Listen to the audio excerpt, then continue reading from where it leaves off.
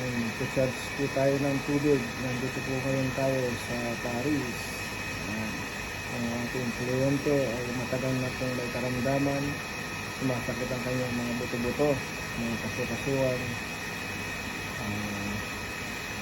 Try po natin na matulungan ang kanyang karamdaman.